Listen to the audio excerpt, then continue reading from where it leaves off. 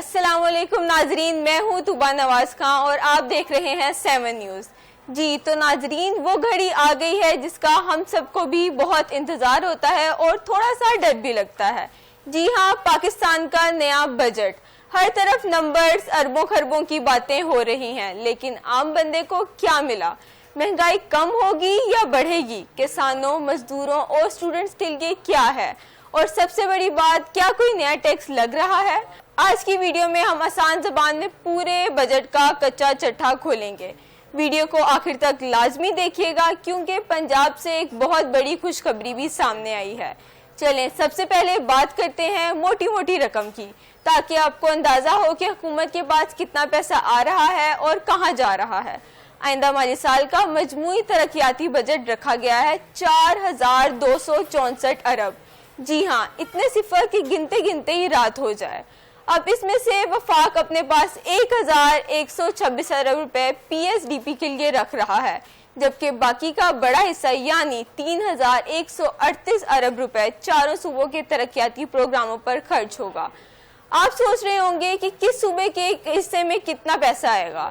ناظرین، تو ترتیب کچھ یوں ہے۔ پنجاب، جو ملک کا سب سے بڑا صوبہ ہے، ترقیاتی کاموں پر 1450 ارب روپے خرچ کرے گا۔ سندھ کا سالانہ ترقیاتی پروگرام 816 ارب روپے ہوگا۔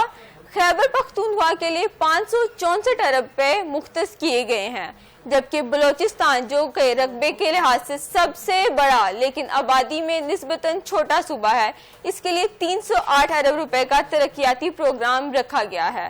اور مزے کی بات یہ ہے کہ چاروں صوبوں نے اپنے مقامی وسائل سے جو بجٹ اکٹھا کیا وہ 2478 ارب روپے تک پہنچ چکا ہے، جو ایک اچھی علامت سمجھی جا رہی ہے۔ ناظرین، اب آتے ہیں اصل بات کی طرف کہ یہ پیسہ ہماری زندگیوں پر کیسے اثر انداز ہوگا۔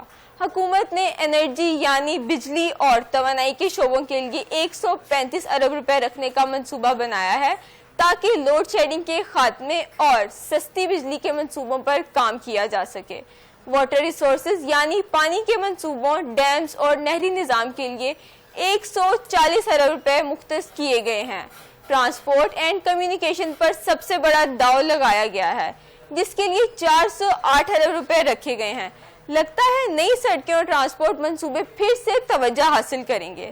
سوشل سیکٹر یعنی صحت اور تعلیم کے شعبے پر 187 ارب روپے خرچ کرنے کا تخمینہ لگایا گیا ہے۔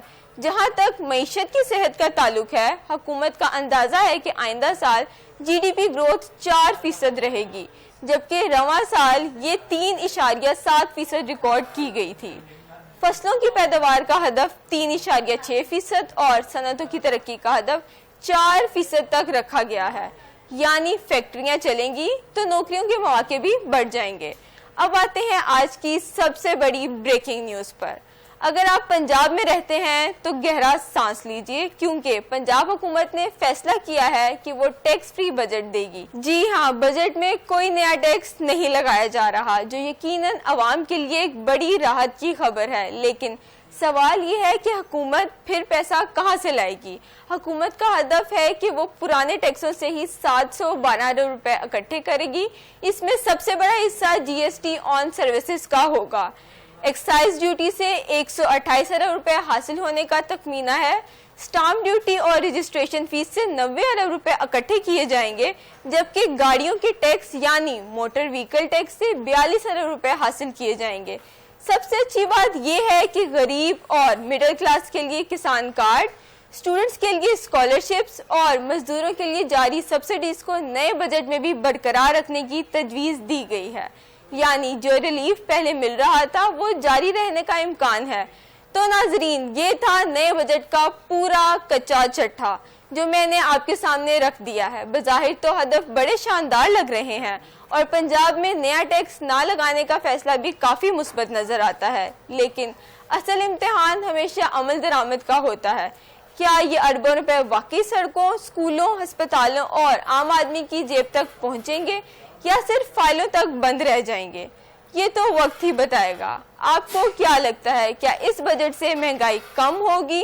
پنجاب کا ٹیکس فری بجٹ آپ کو کیسا لگا؟ کمنٹ سیکشن میں اپنی رائے کا اظہار ضرور کیجیے گا۔ اگر ویڈیو پسند آئی ہو تو اسے لائک کریں، 7 نیوز کو سبسکرائب کریں اور اپنے دوستوں تک شیئر کرنا مت بھولیے گا۔ اگلی ویڈیو تک کے لیے اپنی ہوسٹ طوبہ نواز خان کو اجازت دیجیے۔ اللہ حافظ۔